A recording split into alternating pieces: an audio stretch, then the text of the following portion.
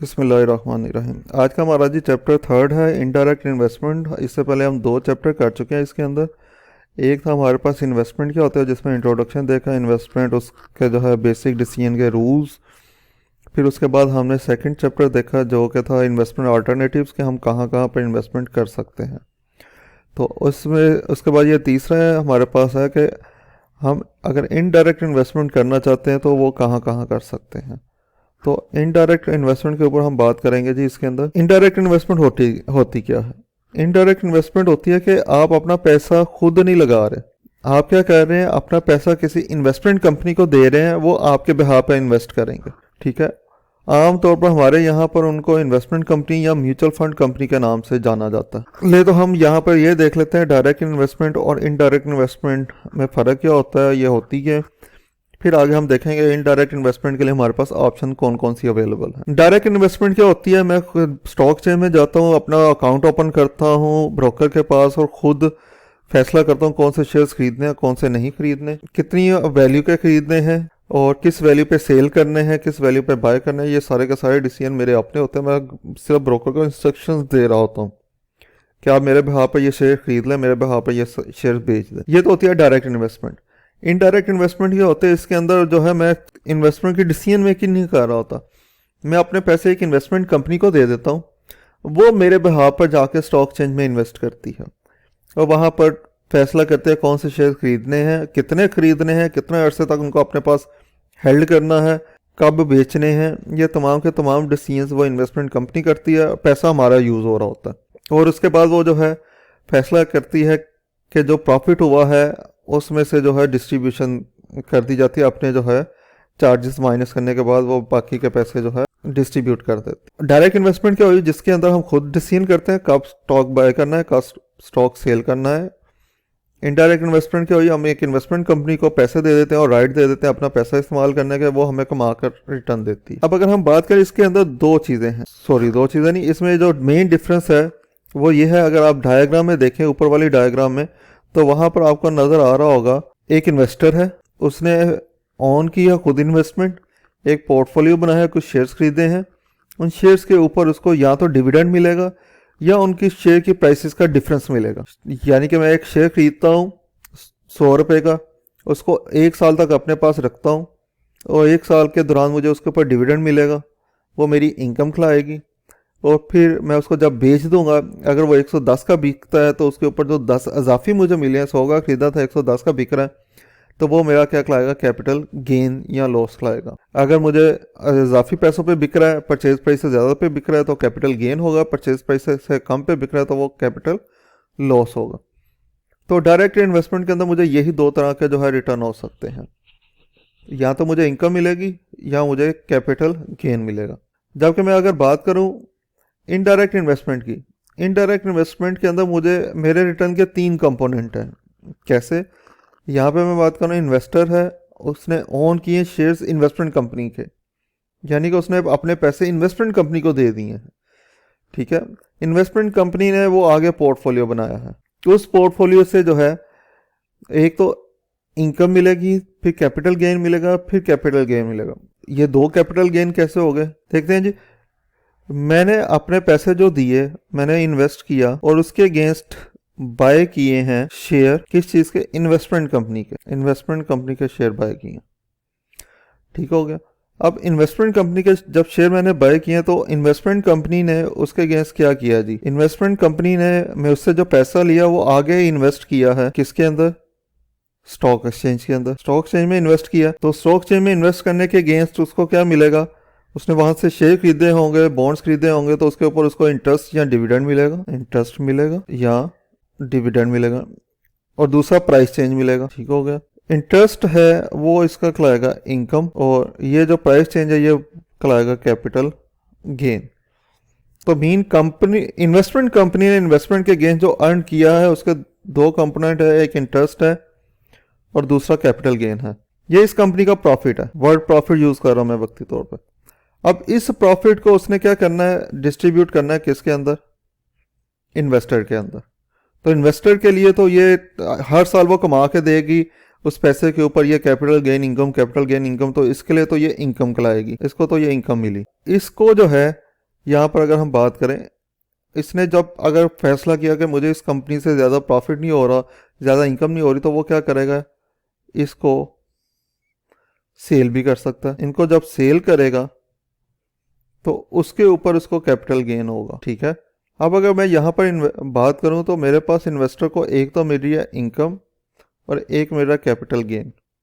अब ये इनकम कहाँ से जनरेट हुई है, इसका सोर्स देखें अगर हम, ये इनकम बेस करिए इस वाले प्रॉफिट पे, और इस वाले प्रॉफिट के दो कंपोनेंट है, ठीक है। मैं यहाँ पे अपनी आसानी के लिए कह देता हूँ ये इनकम 1 है, ये कैपिटल गेन 1 है। इसको हम इनकम 2 कह देते हैं, इसको कैपिटल गेन 2 कह देते हैं अपनी आसानी के लिए अलग-अलग करने के लिए। अब कैपिटल गेन 2 मिल रहा है इन्वेस्टर को और इनकम 2 मिल रही है। अब ये इनकम 2 किसके इक्वल है, वो इक्वल है इनकम 1 के और कैपिटल गेन 1 के।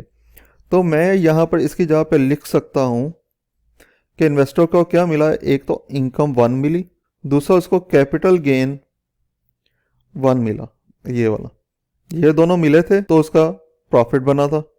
प्रॉफिट उसको डिस्ट्रीब्यूट हुआ था और वो उसकी इन्वेस्टर की इनकम कहलाई थी। तो इस इनकम के दो कंपोनेंट है, एक ये वाली इनकम और ये कैपिटल गेन, और जिससे ये इनकम बनती है। दूसरा इन्वेस्टर को क्या मिला, उसने जो इस कंपनी के शेयर खरीदे थे उनकी सेल परचेज के ऊपर उसको कैपिटल गेन मिला था। तो इस लिहाज से इस इन्वेस्टर को इनकम 1, कैपिटल गेन 1 और कैपिटल गेन 2 मिल रहा है। ये डायग्राम के अंदर था हमारे पास कि इसके अंदर जो है एक तो इनकम है, कैपिटल गेन है, कैपिटल गेन है। अगर यहाँ पे देखें तो डायरेक्ट इन्वेस्टमेंट के अंदर हमारे रिटर्न के 2 कंपोनेंट है, जबकि इनडायरेक्ट इन्वेस्टमेंट के अंदर हमारे रिटर्न के 3 कंपोनेंट है। इन्वेस्टमेंट कंपनीज क्या होती हैं, इन्वेस्टमेंट कंपनीज क्या होती हैं, ये company engage primarily in the business of investment in the managing a portfolio of security. किस चीज़ का वो बिजनेस करते हैं जी, इन्वेस्टिंग का बिजनेस करते हैं और पोर्टफोलियो मैनेज करते हैं। और वो पैसा कहाँ से आता है, डिफरेंट इन्वेस्टर्स उनको पैसा देते हैं और जो इन्वेस्टर उस कंपनी को पैसा देते हैं वो उसके ओनर या शेयर होल्डर कहलाते हैं। हमारे पास यहाँ पर जो इन्वेस्टमेंट कंपनीज की जो मेजर टाइप्स हैं वो 4 तरह की होती हैं। एक है यूनिट इन्वेस्टमेंट ट्रस्ट, और उसके बाद है ETF, क्लोज एंडेड, और हमारे पास ओपन एंडेड। ये 4 तरह की टाइप्स हैं, स्ट्रक्चर्स हैं कह लें इन्वेस्टमेंट कंपनीज के। ये 4 तरह के फंड ऑफर करते हैं, मेजर कैटेगरीज कह लें। यूनिट इन्वेस्टमेंट ट्रस्ट अब नहीं चलता, इसलिए उसके बारे में किताब के अंदर कोई डिस्कशन नहीं की गई। एक्सचेंज ट्रेड फंड के ऊपर जो है बात होगी, क्लोज एंडेड फंड के ऊपर बात होगी, और ओपन एंडेड फंड के ऊपर बात होगी कि ये किस तरह के फंड होते हैं और इसके अंदर कंपनी पैसा लेके कैसे इन्वेस्ट करती है, उसके फीचर्स क्या हैं इनके। एक्सचेंज ट्रेड फंड और क्लोज एंडेड फंड, इन दोनों को हम इकट्ठे डिस्कस करेंगे। ये कह लें ट्विंस हैं, आइडेंटिकल ट्विंस, बिल्कुल सिमिलर, सिर्फ एक पॉइंट के ऊपर इनमें फ़र्क आता है। पहले हम दोनों के कैरेक्टरिस्टिक्स देख लेते हैं। भाई ये कंपनीज इशू करती हैं और फिक्स टाइम पीरियड के लिए करती हैं, कि इशू करने की भी डेट बताई जाती है और फंड वापस करने की भी डेट बताई जाती है, कि हम जो है किस तारीख तक आपसे पैसे वसूल करेंगे और उस तारीख तक जो पैसे हमें देगा उसको हम इन्वेस्टमेंट का हिस्सा बनाएंगे।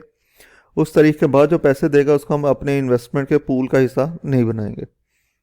और साथ एंडिंग डेट भी बता दी जाती है कि कब उनको प्रिंसिपल अमाउंट वापस की जाएगी। उसके ऊपर इनकम तो हर साल मिलती रहेगी, मगर प्रिंसिपल अमाउंट कब वापस की जाएगी ये डेट भी बता दी जाती। हो सकता है ये 10 सालों के लिए फंड ऑफर किया गया हो सकता है ये 20 सालों के लिए ऑफर किया हो। यानी कि इसकी एंट्री डेट भी होती है और एग्जिट डेट भी होती है। एंट्री डेट मीन कब आप इसमें एंटर होंगे, पैसे इन्वेस्ट करेंगे। एग्जिट डेट मीन्स कि कब कंपनी आपके प्रिंसिपल अमाउंट ऑफिशियली वापस करेगी। ये एक्सचेंज ट्रेड फंड और क्लोज एंडेड फंड दोनों में है ये फीचर। फिर ये दोनों स्टॉक एक्सचेंज के ऊपर भी ट्रेड होते हैं। कंपनी ने ये दोनों फंड इशू किए हुए हैं, तो कंपनी जो है आपको प्रिंसिपल अमाउंट वापस नहीं करेगी। एक उसने डेट बता दिया कि इतने सालों के बाद हम आपको ये पैसे वापस करेंगे, 20 सालों के बाद या 30 सालों के बाद। अगर उससे पहले किसी को पैसों की ज़रूरत पेश आ गई है तो वो क्या करे, तो उसके लिए सहूलत दी गई है कि वो अपने इन्वेस्टमेंट सर्टिफिकेट्स को, अपने शेयर्स को स्टॉक एक्सचेंज पे ले जाकर बेच दे। तो एक्सचेंज ट्रेड फंड और क्लोज एंडेड फंड दोनों को स्टॉक एक्सचेंज पे ट्रेडिंग की इजाज़त है कि इनको बेचा जा सकता है, ठीक है। दोनों की एंट्री डेट है, दोनों की एग्जिट डेट है, ठीक है। दोनों के अंदर जो है, दोनों में फैसिलिटी है कि इनको स्टॉक एक्सचेंज पे ट्रेड किया जा सकता है। अब इनके अंदर डिफरेंस क्या है उसके ऊपर बात कर लेते हैं।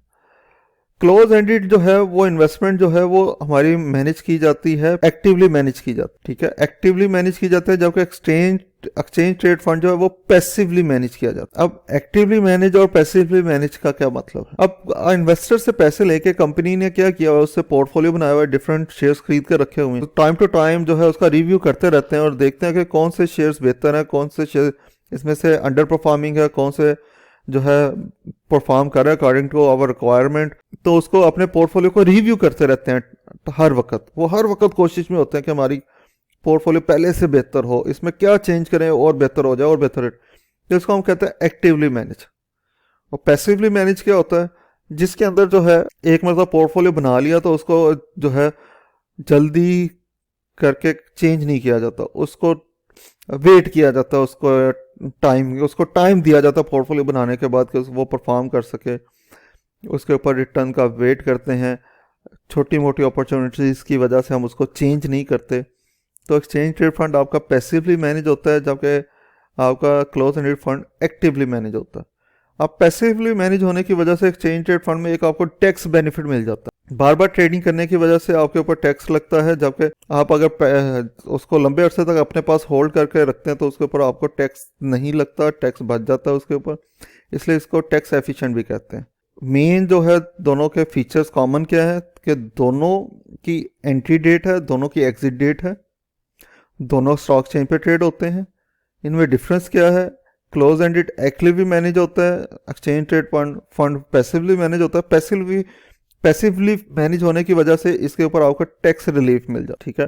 अब इसके बाद हम बात करते हैं तीसरी कैटेगरी है जो कि ओपन एंडेड फंड है। ओपन एंडेड फंड जो है बहुत फेमस है, लोग बहुत तेज़ी से इसकी तरफ आ रहे हैं। जैसे इस स्टेट्स के अंदर जो है उन्होंने बताया हुआ कि यूएस के अंदर लोगों का क्या ट्रेंड है, बल्कि उन्होंने आगे ग्राफ बना के एक दिया होगा कि किस तरह वक्त के साथ साथ इसके अंदर इन्वेस्टमेंट बढ़ती जा रही है ओपन एंडेड के अंदर। लोगों के लिए बहुत ज़्यादा अट्रैक्टिव है। ये अट्रैक्टिव क्यों है जी? उसकी रीज़न क्या है कि ओपन एंडेड फंड आपको एक फीचर देता है कि आप कभी भी इसमें एंटर हो सकते हैं, कभी भी आप इसमें से एग्जिट हो सकते हैं। एंट्री की भी कोई डेट नहीं है, एग्जिट की भी कोई डेट नहीं है। जब चाहें आप इसमें एंटर हो सकते हैं, जब चाहें आप इसमें से एग्जिट हो सकते हैं। कंपनी के पास जाएं, उनको पैसे दें कि मैं इन्वेस्टमेंट करना चाहता हूं, कंपनी आपसे पैसे ले लेगी और आप कहते हैं जी मुझे पैसे वापस कर दें, मैंने इन्वेस्टमेंट नहीं करनी, तो कंपनी आपको आपके पैसे वापस कर देगी। इसमें स्टॉक चेंज का फड्डा नहीं पड़ता कि आप स्टॉक चेंज में जाएं, वहाँ पे अकाउंट ओपन करें, वहाँ पे बाइंग सेलिंग में इन्वॉल्व हो तो फिर आप उसको बेच सकते हैं। या अगर कंपनी ने फंड इशू कर दिया, क्लोज एंडेड फंड अगर इशू कर दिया हुआ है, आपने उस वक्त तो वो नहीं खरीदा, अगर आप दोबारा उस फंड का हिस्सा बनना चाहते हैं, आप स्टॉक चेंज में जाएंगे, वहाँ कोई वो शेयर्स बेच रहा होगा क्लोज एंडेड, तो आप वहाँ से खरीदेंगे। जबकि ओपन एंडेड में आपको ये टेंशन ही नहीं है।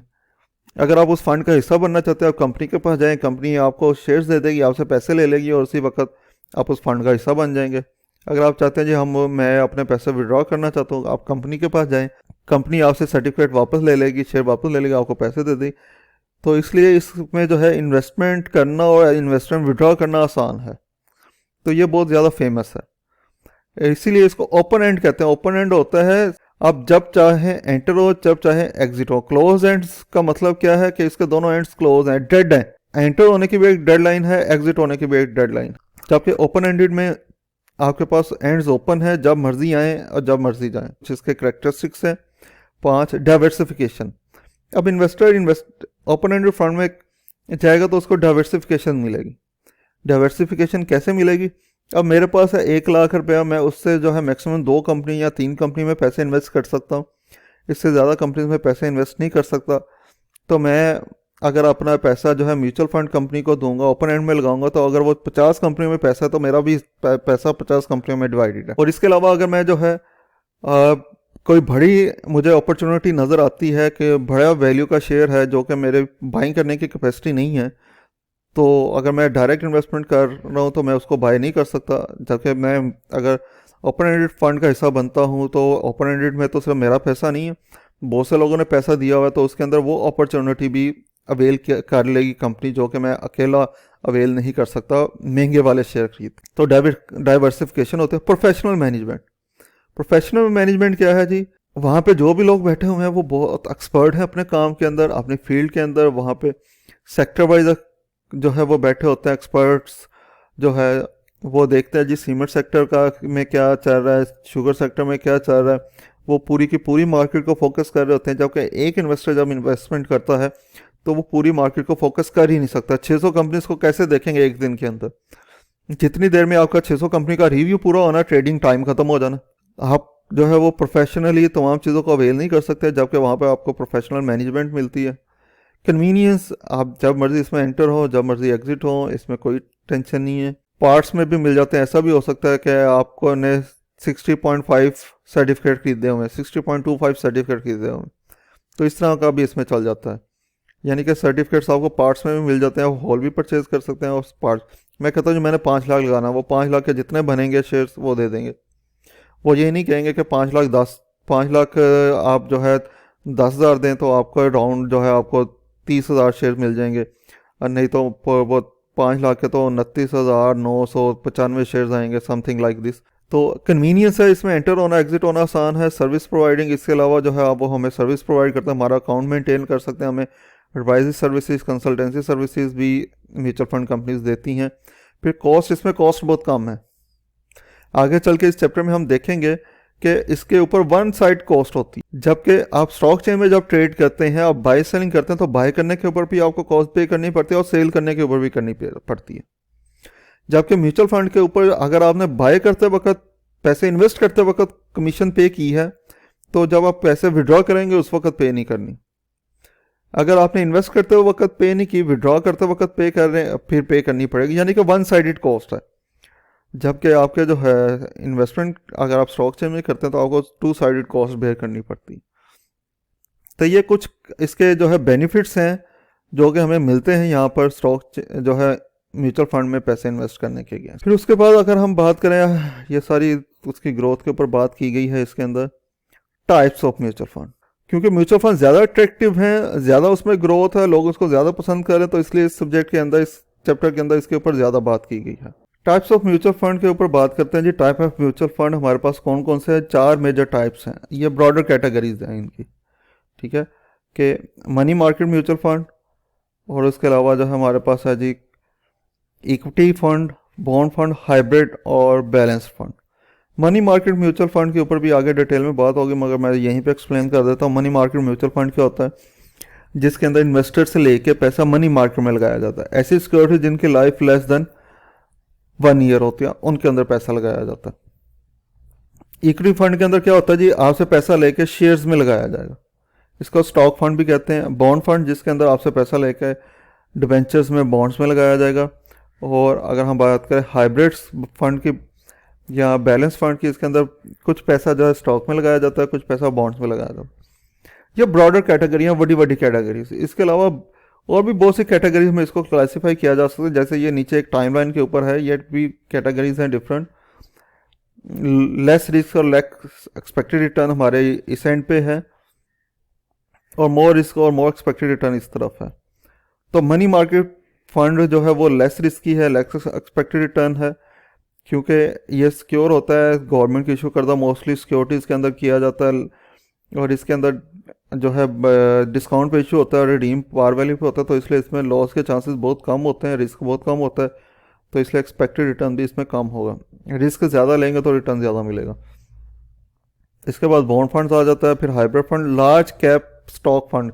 लार्ज कैप का मतलब है लार्ज कैपिटलाइजेशन स्टॉक फंड, बड़े बड़े वैल्यू वाले शेयर्स, बड़ी बड़ी प्राइसेस वाले शेयर्स, ठीक है। स्मॉल कैपिटलाइजेशन फंड, उन ये ज़्यादा रिस्की होते हैं, इनमें ज़्यादा क्योंकि ट्रेडिंग हो रही होती है। लार्ज कैपिटलाइजेशन फंड के अंदर ट्रेडिंग कम होती है, क्योंकि उसके अंदर हर इन्वेस्टर जो है वो नहीं उसमें ट्रेडिंग कर सकता, तो इसलिए उसमें रिस्क कम होता है। स्मॉल कैपिटलाइजेशन, क्योंकि हर कोई इसको अफोर्ड कर सकता है, बाय सेल करना, इसमें ट्रेडिंग ज़्यादा होती है, जिसकी वजह से उसमें रिस्क भी ज़्यादा होगा, रिटर्न भी ज़्यादा।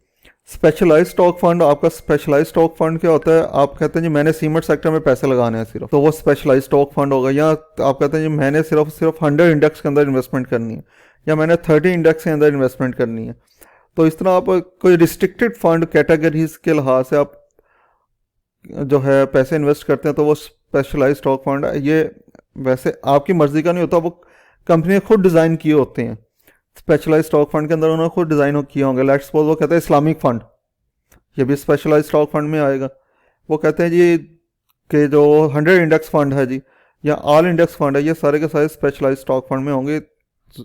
और हर जो है इन्वेस्टमेंट कंपनी ने डिफरेंट अपने पास ये बना के ऑफर किए होंगे। इंटरनेशनल स्टॉक फंड आप पाकिस्तान से बाहर किसी मुल्क के फंड्स में शेयर्स में पैसे इन्वेस्ट करवाते हैं, या उन्होंने कंपनी ने ऑफर किया हुआ है जी ये इंटरनेशनल स्टॉक फंड है, इसका मतलब क्या है कि वो आपसे पैसा लेके पाकिस्तान में इन्वेस्ट नहीं करेंगे, पाकिस्तान से बाहर इन्वेस्ट करेंगे। तो उसके अंदर एक एक्स्ट्रा आपका रिस्क फेस करना पड़ता है, वो है एक्सचेंज रेट, क्योंकि आपकी करेंसी फॉरेन करेंसी में कन्वर्ट होगी इन्वेस्ट करते वक्त भी, और जब आप इन्वेस्टमेंट विड्रॉ करेंगे उस वक्त भी आपकी फिर आप फॉरेन करेंसी को लोकल करेंसी में कन्वर्ट करेंगे। इसकी वजह से आपको यहाँ पे रिस्क ज़्यादा फेस करना पड़ेगा। आगे चलते हैं जी, हमारे पास इसके बाद क्या आता है जी, मनी मार्केट म्यूचुअल फंड। इसके उसने कुछ कैरेक्टरिस्टिक्स बताए हुए हैं, जैसे मैंने आपको बताया था, ये जो है आपके किसके अंदर इन्वेस्ट किया जाता है, मनी मार्केट के अंदर इन्वेस्ट किए जाते हैं। और इसके ऊपर ना तो सेल चार्ज होता है ना ही रिडेम्पशन चार्ज। सेल चार्ज का मतलब होता है जब पैसे इन्वेस्ट करें, चार्ज का मतलब होता है यहाँ पे कमीशन। म्यूचुअल फंड में चार्ज या लोड का वर्ड यूज़ होगा तो इसका मतलब है वो कमीशन की बात कर रहे हैं, वो चार्जेस की बात कर रहे हैं, वो पैसों की बात कर रहे हैं जो कि म्यूचुअल फंड कंपनी ने आपसे लेने। तो वो कह रहे हैं जी आप मनी मार्केट फंड में जब खेलते हैं तो आपके उससे ना सेल चार्ज लिया जाता है ना रिडेम्पशन चार्ज लिया जाता है। यानी कि जब आप पैसे इन्वेस्ट करने जाएंगे उस वक्त भी कोई कमीशन नहीं ली जाएगी, जब आप अपनी इन्वेस्टमेंट विड्रॉ करने जाएंगे उस वक्त भी कोई कमीशन नहीं ली जाएगी।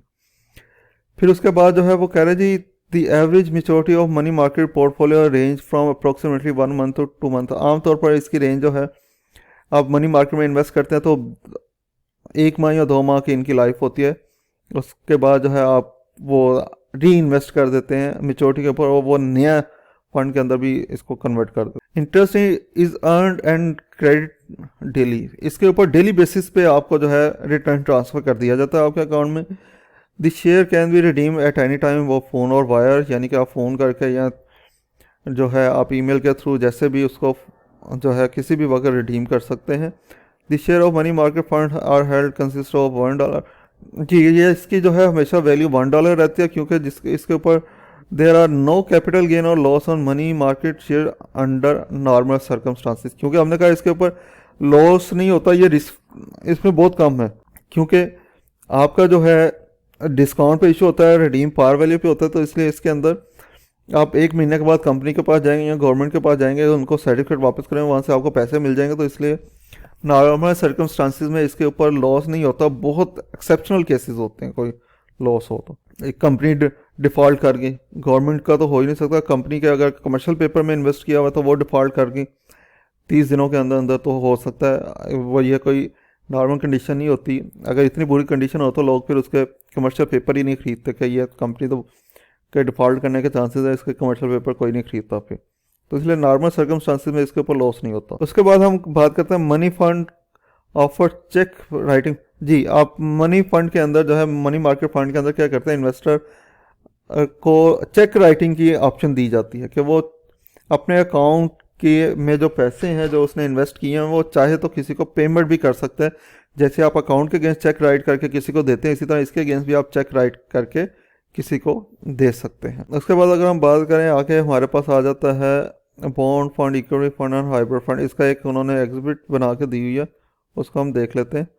ये जी इसके हमारे पास है जी एग्जिबिट 3-1 के लोग म्यूचुअल फंड में जब इन्वेस्टमेंट करते हैं तो वो जो फंड को सिलेक्ट करते हैं उसके बैकएंड पे उनका ऑब्जेक्टिव क्या होता है, किस बेस पे उनको सिलेक्ट करते हैं।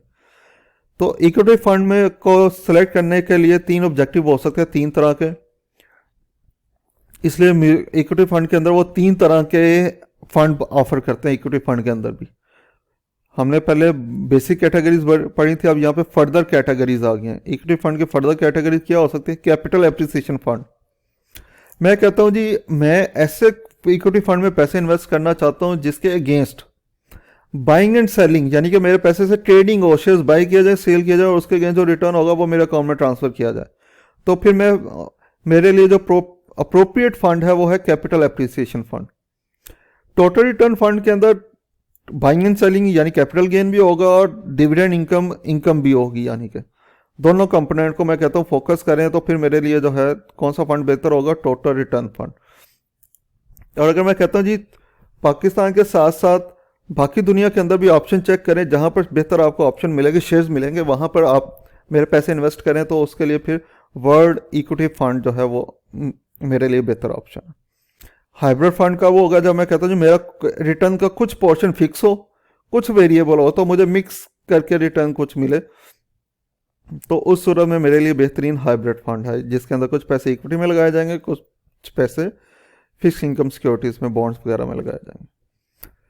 Tax bond fund, taxable bond fund, ये वो बॉन्ड फंड है जिनके ऊपर टैक्स पे करते हैं। हमने सेकंड चैप्टर के अंदर टैक्स एग्जेम्प्ट बॉन्ड्स की कैलकुलेशन भी, टैक्स इक्विवेलेंट यील्ड की कैलकुलेशन देखी थी, तो वहाँ पर हमने ये सीखा था कि कुछ ऐसे बॉन्ड्स होते हैं जिनके ऊपर आपको टैक्स माफ़ होता है, जो जैसे कि म्यूनसिपल के होते हैं, और कुछ ऐसे होते हैं जिनके ऊपर आपको टैक्स माफ़ नहीं होता। तो जिनके ऊपर आपको टैक्स माफ़ नहीं होता उनके ऊपर जो है, जिनके ऊपर आपको टैक्स माफ़ नहीं होता उनके ऊपर रिटर्न ज़्यादा होता है, और जिनके ऊपर टैक्स आपका वो माफ़ होता है उनके ऊपर रिटर्न आपको कम होता है। तो मैं कहता हूँ हाई रिटर्न वालों में मैंने इन्वेस्टमेंट करनी है, टैक्सेबल बॉन्ड में इन्वेस्ट करनी है, तो उसके अंदर मेरे पास ये 4-5 कैटेगरीज हैं जिनके अंदर मैं इन्वेस्ट कर सकता हूँ, इस तरह के फंड हो। अगर मैं टैक्स एग्जाम बॉन्ड में इन्वेस्टमेंट करना चाहता हूँ तो मेरे पास ये 2 कैटेगरीज हैं, नेशनल म्यूनसिपल और स्टेट म्यूनसिपल जो हैं।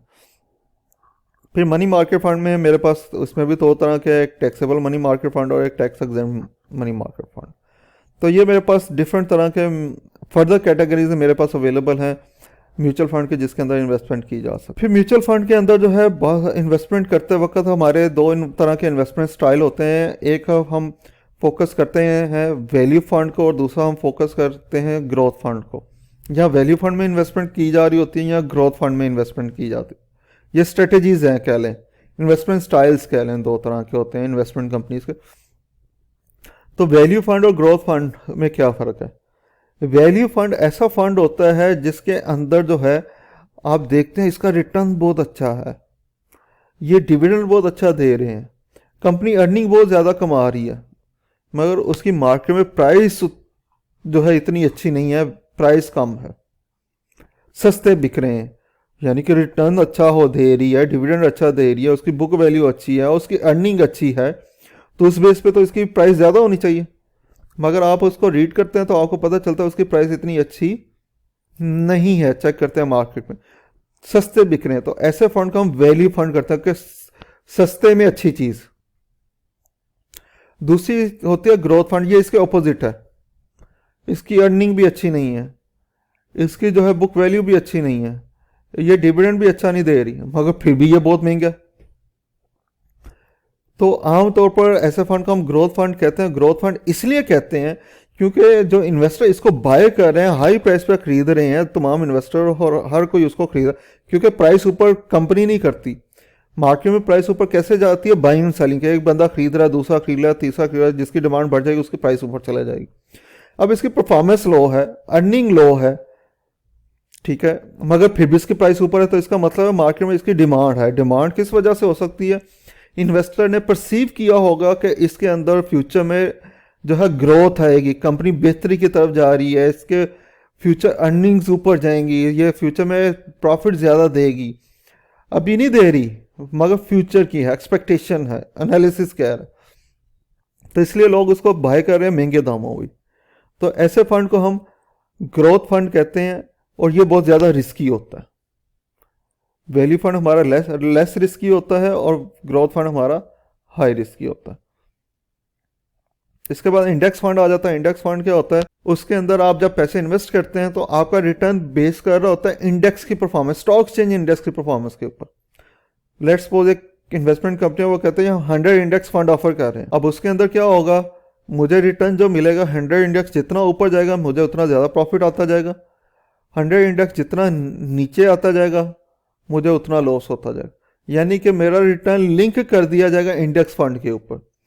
पोर्टफोलियो इस तरह से डिज़ाइन किया जाएगा कंपनी की तरफ से कि वो सिंक हो जाएगा इंडेक्स के साथ। जितना इंडेक्स ऊपर जाएगा उतना उस पोर्टफोलियो के ऊपर भी प्रॉफिट ज़्यादा होगा, जितना इंडेक्स नीचे आएगा उतना पोर्टफोलियो के ऊपर भी लॉस होगा।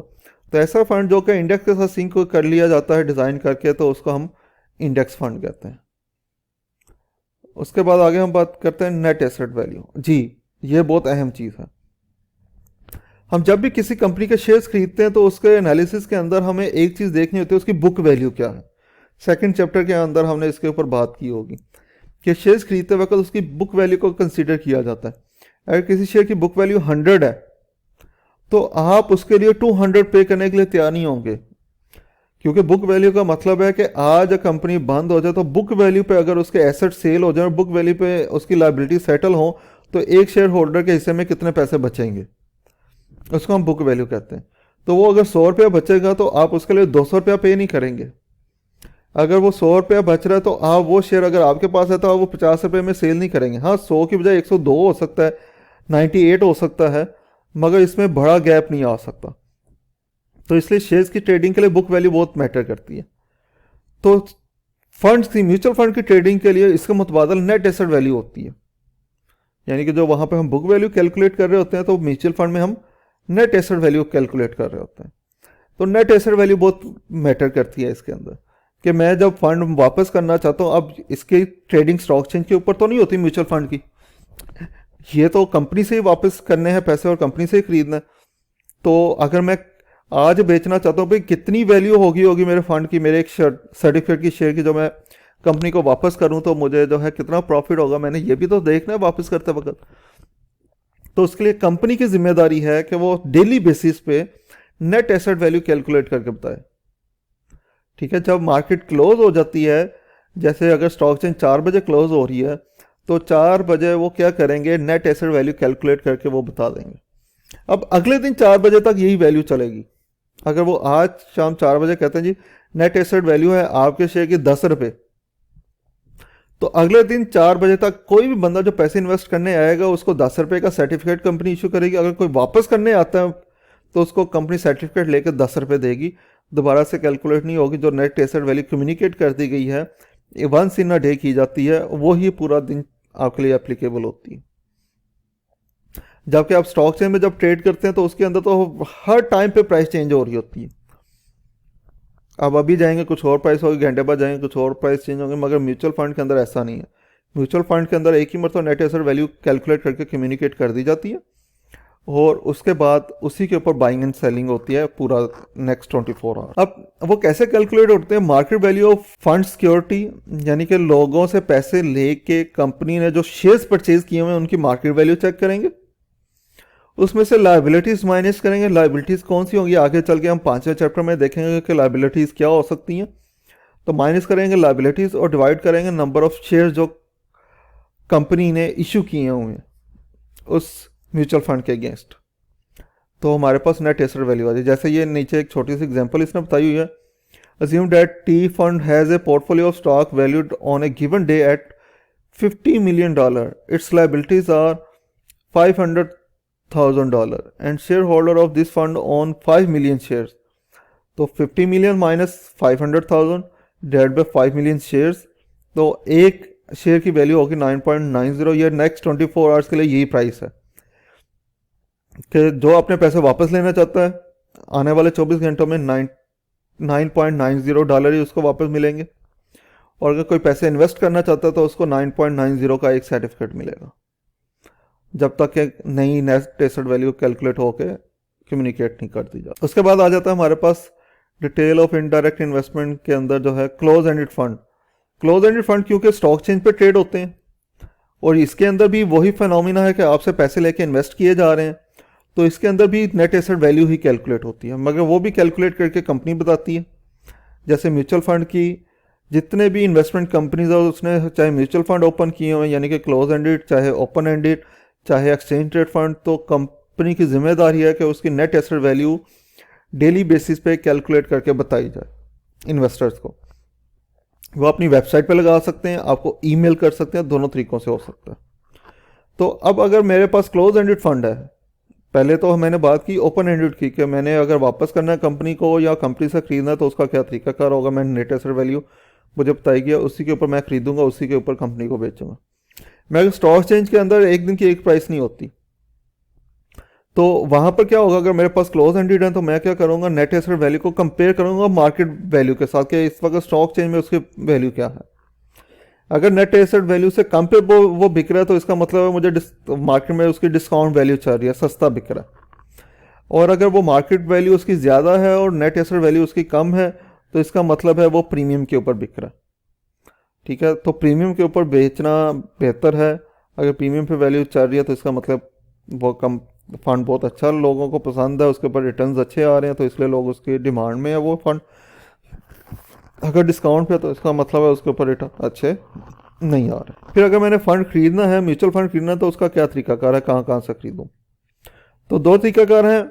एक तो डायरेक्ट कंपनी से खरीद लें, जिस कंपनी ने वो इशू की है, फ़ोन करें या ऑफिस विज़िट करें, जाएं, उनको पैसे दें, फंड में पैसे इन्वेस्ट कर लें। दूसरा, आप किसी एजेंट के थ्रू भी खरीद सकते हैं, सेल एजेंट के थ्रू। अक्सर जो है इनके सेल एजेंट मार्केट में घूम रहे होते हैं, वो आके आपको कन्विंस करने की कोशिश करते हैं, लोगों को ऑफिसेज में आते हैं और जाके कहते हैं जी ये देखें ये अपॉर्चुनिटी है, या ये माजी में इतना रिटर्न देते रहे, आप दें इसके थ्रू। तो सेल एजेंट के थ्रू हो सकता है, ब्रोकर के थ्रू खरीद सकते हैं, तो फाइनेंशियल प्लानर के थ्रू खरीद सकते हैं। बेहतर यही है आप डायरेक्टली जाके ख़रीदें। बाद लोग कुछ शाये होते हैं, वो खुद चीज़ों में इन्वॉल्व नहीं होना चाहते, तो वो इसलिए वो मिडल मैन को दरमियान में इन्वॉल्व कर लेते हैं। बाकी ये कोई डिफ़िकल्ट चीज़ नहीं है, आप कोई भी जाके इन्वेस्टमेंट कर सकता है। आपके जितने भी बैंक्स हैं वो सारे इन्वेस्टमेंट कंपनीज भी उनकी रजिस्टर होती हैं, और उन्हीं बैंक्स की ब्रांचेस के अंदर वो बंदे बैठे होते हैं उनके, तो उनको जाके बोले मैंने इन्वेस्ट करना है, वो आपको डिफरेंट प्रपोजल्स दे देंगे कि कौन कौन से फंड्स वो ऑफर करें और आप किस किस में इन्वेस्ट कर सकते हैं जी। इसके बाद हमारे पास आ जाता है जी फीस वर्सेस फंड। अब म्यूचुअल फंड के ऊपर हमारे जो है दो तरह के एक्सपेंसेस होते हैं, दो तरह के चार्जेस लगते हैं, एक फ़ी होती है और एक एक्सपेंसेस होते हैं। अब फ़ी और एक्सपेंस में क्या फ़र्क है? फ़ी जो है वो डायरेक्टली शेयर होल्डर की पॉकेट से चार्ज की जाती है। मतलब मैं 5 लाख लेके गया, उन्होंने कहा जी आप 5 लाख आप दे रहे हैं तो इसके ऊपर 10,000 कमीशन दें, तो वो जो 10,000 कमीशन है वो डायरेक्टली मुझे अलहदा से पे करनी है अपनी पॉकेट से। नहीं तो वो 5 लाख में से काट के 4,90,000 का इन्वेस्टमेंट करेंगे, 10 लाख मेरी कमीशन काट लेंगे, ये डायरेक्टली मेरी पॉकेट से जा रहे हैं। एक्सपेंस भी शेयर होल्डर ने बियर करना होता है, मगर वो डायरेक्टली उसकी पॉकेट से नहीं जा रहा होता, उसके अकाउंट से डिडक्ट हो रहे होते हैं किस्म के। जैसे वो कंपनी ने डिविडेंड अर्न किया, पैसे कमाया, आपके पैसों के ऊपर इन्वेस्टमेंट की, उस इन्वेस्टमेंट के ऊपर जो रिटर्न आया उसमें से अपनी मैनेजमेंट फी ले ली, आपने जो है एक्सपेंसेस माइनस की है, डिस्ट्रीब्यूशन चार्जेस ले लिया आपसे, उसमें से माइनस कर लिया। अब ये जो है एक आपको अमाउंट मिलनी है, उसमें से डिडक्ट करके दी जा रही है, आपकी पॉकेट के ऊपर डायरेक्ट बर्डन नहीं है, इसलिए आपको इसका फील भी नहीं होता इतना। मगर इन्वेस्टमेंट करने के लिए बहुत ज़रूरी है म्यूचुअल फंड में कि आप एक्सपेंस रेशो चेक करें कि एक्सपेंस रेशो क्या है, कि कितने % एक्सपेंस पड़ता है आप इस म्यूचुअल फंड के अंदर। आमतौर पर क्योंकि लोगों के ये पॉकेट से डायरेक्टली नहीं जा रहा होता, इसलिए उनको पता नहीं चलता। जबकि सेल चार्जेस वगैरह जो होते हैं, रिडेम्पशन फ़ी, एक्सचेंज फ़ी, एनुअल अकाउंट मेंटेनेंस फ़ी, ये डायरेक्टली उसके अकाउंट से डायरेक्टली उसके सामने डिडक्ट हो रहे होते हैं उसकी पॉकेट से, तो इसलिए वो इसको ज़्यादा फोकस करते हैं आमतौर पर लोग फ़ी को। तो एक फ़ी होती है, एक एक्सपेंस होती है। फ़ी डायरेक्टली चार्ज की जाती है शेयर होल्डर को, जबकि फ़ी इनडायरेक्टली चार्ज की जाती है। ये ऐसे ही है जैसे आप सेल में से एक्सपेंसेस माइनस किया, प्रॉफिट हुआ, प्रॉफिट डिस्ट्रीब्यूट किया, जी शेयर होल्डर को प्रॉफिट मिला। भाई जितने भी खर्चे हैं वो किसने बियर किए हैं? इनडायरेक्टली शेयर होल्डर ने बियर किए हैं, क्योंकि सेल में से वो सारे माइनस करके उसको मिले।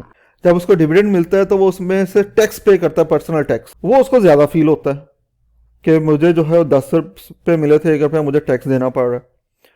तो ये कह लें जी डायरेक्ट की एग्जांपल है, और वो जो पहले इंटरेस्ट माइनस कर लिया जाता है, सैलरीज माइनस कर ली जाती हैं, कॉस्ट माइनस कर ली जाती हैं, ये आपके एक्सपेंसेस की एग्जांपल। तो म्यूचुअल फंड के ऊपर एक्सपेंसेस होते हैं कौन कौन से? मैनेजमेंट फ़ी है, डिस्ट्रीब्यूशन फ़ी है और अदर एक्सपेंसेस है। और फीस के अंदर क्या आ जाता है? सेल चार्जेस हैं। सेल चार्जेस क्या होते हैं? जब आप इन्वेस्टमेंट करने जाते हैं उस वक्त आपसे जो कमीशन ली जाती है। रिडेम्पशन फ़ी क्या है? जब आप इन्वेस्टमेंट विड्रॉ करने जाते हैं उस वक्त आपसे चार्जेस लिया जाता है। एक्सचेंज फ़ी क्या है? जब आप अपना फंड किसी के नाम पे ट्रांसफ़र करते हैं, अपने फैमिली मेम्बर या किसी को, तो उस वक्त जो चार्जेस लिए जाते हैं, और आपके अकाउंट्स को मेंटेन करने के ऊपर जो है चार्जेस लिए जाते हैं कि आपका बैलेंस जो है इतनी अमाउंट से कम हो गया, आप वो हम काटना शुरू कर देंगे आपके अकाउंट से पैसे। मिनिमम बैलेंस की लिमिट्स अगर हो तो उससे नीचे चला जाए तो वो फिर उस सूरत में डिटेक्ट किया जाता है। लोड फंड, लोड का वर्ड मैंने पहले बता दिया। लोड फंड क्या होता है? लोड फंड क्या होता है, उसके अंदर जो है आपसे कमीशन, लोड का मतलब होता है चार्जेस या कमीशन जो आपसे लिए जाते हैं, जो डायरेक्ट जो है इन्वेस्टर से चार्ज किया जाता है, ये फ़ी की टाइप है। म्यूचुअल फंड के हमारे पास जो क्लासेस हैं वो 3 तरह की क्लासेस होती हैं, आमतौर पर ए बी सी क्लास में क्लासीफाई किया जाता है, जैसे इस टेबल में शो हो रहा है। मैं इस टेबल से ही आपको एक्सप्लेन करूँगा। ए क्लास है, बी क्लास है और सी क्लास है।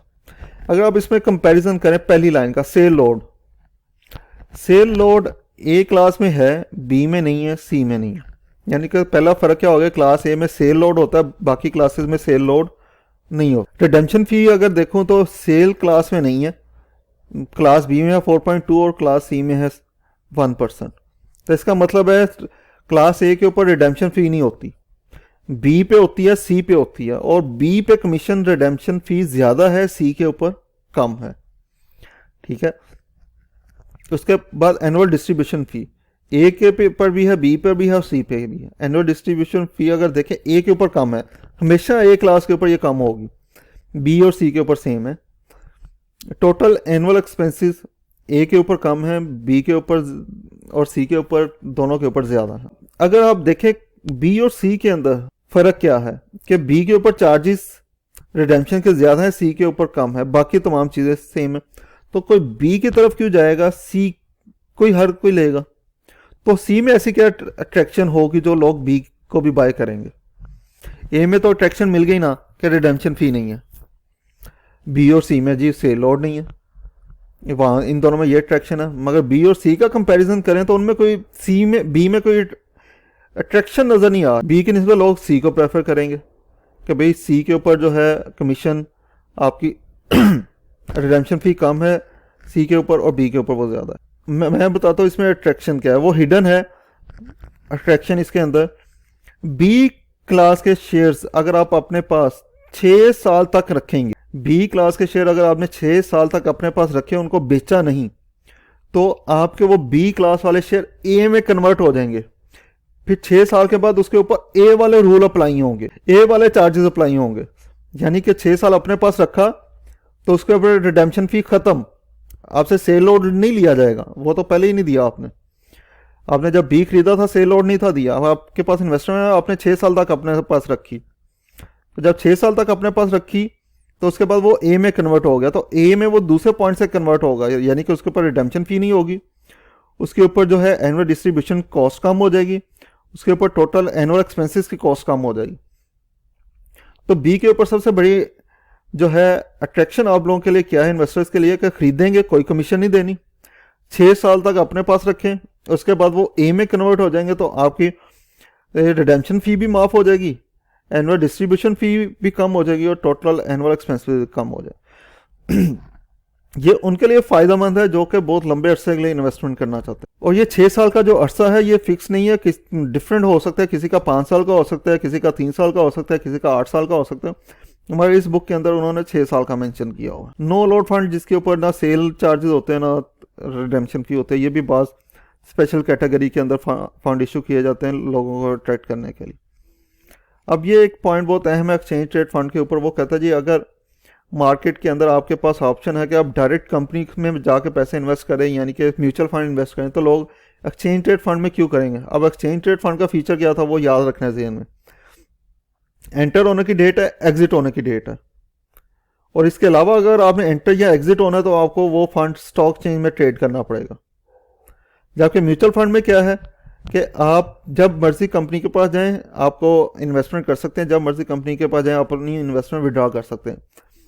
तो इतनी सहूलत होने की वजह से अब एक्सचेंज ट्रेड फंड में लोगों के लिए क्या अट्रैक्शन होगी, लोग तो सारे म्यूचुअल फंड को प्रेफर करेंगे। तो एक्सचेंज ट्रेड फंड के अंदर सबसे बड़ी अट्रैक्शन पहली तो ये है कि हमने बात की थी म्यूचुअल फंड के अंदर एक दिन के अंदर एक प्राइस होती है, उसी के ऊपर आपने एंटर होना। जबकि एक्सचेंज ट्रेड फंड क्योंकि स्टॉक चेंज के ऊपर ट्रेड होता है तो उसकी आपको दिन के अंदर बहुत सारी प्राइसेस अवेलेबल हो जाती हैं। हो सकता है सुबह शुरू हुई तो प्राइस कम हो, शाम को जब क्लोज हुआ तो प्राइस उसकी ज़्यादा होगी हो।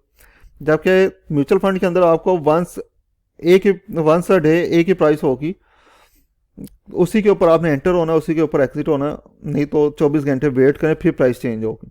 जबकि एक्सचेंज ट्रेड फंड में हर मिनट हर सेकंड पे प्राइस चेंज हो सकती है क्योंकि वो स्टॉक चेंज पे है। जैसे कोई बाइंग सेलिंग स्टॉक चेंज पे होगी उसकी प्राइस चेंज हो जाएगी। फिर यहाँ पर है मार्जिन ट्रेडिंग और शॉर्ट सेलिंग की बात की गई है सेकंड पॉइंट के ऊपर। तो यहाँ पर सिर्फ इतना ही कहूँगा कि एक्सचेंज ट्रेड फंड में आपको ब्रोकर पैसे भी, अब ब्रोकर आपको उधार की फैसिलिटी भी दे देता है कि आप उधार पे ट्रेडिंग कर लें। ठीक है, एक्सचेंज ट्रेड फंड अगर आपने ट्रेड करने हैं स्टॉक चेंज पे तो ब्रोकर आपको उधार की फैसिलिटी भी दे देता है। बाकी डिटेल इसकी चैप्टर 5 जैसे मेंशन है वहाँ पे पढ़ेंगे जाके। जबकि एक्सचेंज आपने म्यूचुअल फंड करना है तो कंपनी उधार नहीं करेगी कि आप ऐसा करें फंड ले लें 10 हफ्ते बाद, महीने बाद, 2 महीने के बाद पैसा दे दीजिएगा, ऐसा कोई नहीं है। जबकि एक्सचेंज ट्रेड फंड में अगर आपने बिजनेस करना है तो ब्रोकर आपको उधार देने के लिए तैयार है, महीने के लिए, 2 महीने के लिए, जितने भी अरसे के लिए। फिर एक्सचेंज ट्रेड फंड के अंदर जिस कोई अगर किसी ने शेयर बेच दिया तो उसका नुकसान बाकी शेयर होल्डर के ऊपर नहीं होगा। अगर उसने शेयर सस्ते दामों बेच दिया, एक्सचेंज ट्रेड फंड किसी के पास था, उसने स्टॉक एक्सचेंज में सस्ते दामों बेच दिया तो उसका नुकसान उसी को होगा, बाकी शेयर होल्डर को नहीं होगा। जबकि म्यूचुअल फंड के अंदर अगर वो शेयर्स अपने सेल कर देता है कोई बंदा तो उसकी वजह से बाकियों को नुकसान हो सकता है। कैसे? हमने कहा था एक ही प्राइस होती है एक दिन के अंदर, प्राइस थी 10 रुपये दिन के अख्ताम पर। अगले दिन वो दोपहर को आया, उसने कहा जी ये ले मेरे शेयर वापस करें, मेरे शेयर वापस रखें और मुझे पैसे दे दें। कंपनी बाउंड है वो पिछली प्राइस जो कोट की हुई है 10 रुपये पे, हालांकि उस वक्त उसकी वैल्यू अगर कैलकुलेट की जाए तो वो 9 रुपये बनती थी।